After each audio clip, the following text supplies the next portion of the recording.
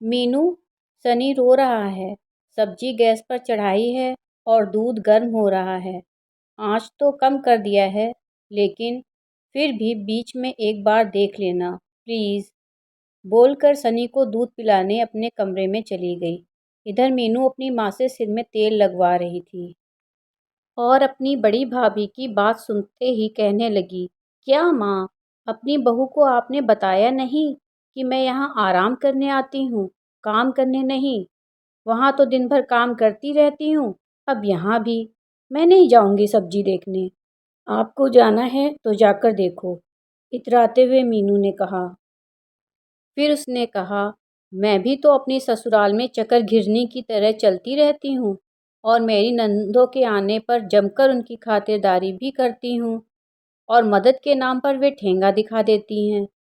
पायल और विनय की शादी को हुए लगभग 4 साल होने वाले थे और अभी 3 महीने पहले ही सनी ने उसे मातृत्व सुख दिया था। पायल एक सर्वगुण संपन्न बहू थी। घर में सबको उचित मान सम्मान देती थी।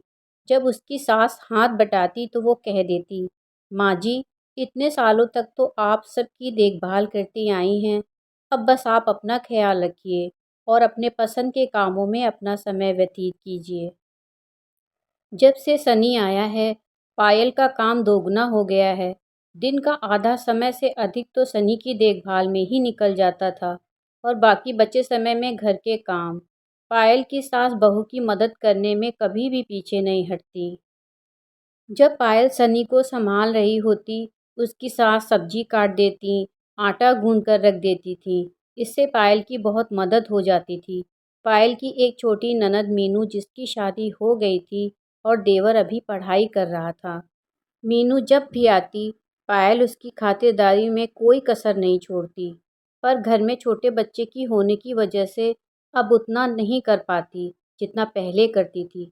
मीनू इस बार जब से आई थी, बस एक ही बात बोलती रहती थी, मैं यहाँ आराम करने आती हूँ, काम करने नहीं। और मेरी भाभी जब देखो तब कुछ ना कुछ काम बताती ही रहती हैं। अगर मैं अपनी नंदों को कुछ बोल दूँ तो मेरा जीना मुहाल हो जाएगा, मुंह बनाते हुए मीनू ने कहा। मीनू की माँ ने कहा, बेटा ये तू कैसी बातें कर रही है। माना कि ससुराल में तुम बहुत ही जिम्मेदारी से सब कुछ संभाल रही हो, लेकिन इसका मतलब ये तो नहीं कि जिस घर में तुम पली बढ़ी हो उस घर की जिम्मेदारी से तुम मुंह मोड़ लो।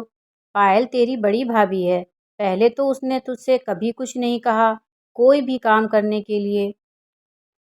सनी के आ जाने से वो भी तो दिन भर थक जाती है, फिर भी उफ तक नहीं करती। और सब्जी देखने में कितनी देर लगेगी।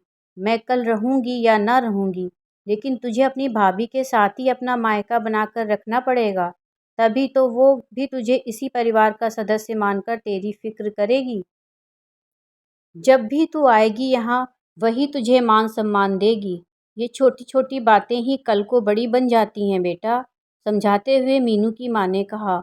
अपनी माँ की बातें सुनकर मीनू की आंखें भर आईं। वो अपनी माँ के गले लगकर बोली, माँ, सही समय पर आपने मुझे जो सीख दी है, अब मैं उसे गांठ बांध कर रखूँगी। वो उठी और किचन में गई। दूध उबल रहा था और सब्जी पकने में देरी थी। उसने खुशी के साथ उबलते हुए दूध की गैस बंद कर दी। कहानी सुनने के लिए दिल से धन्यवाद।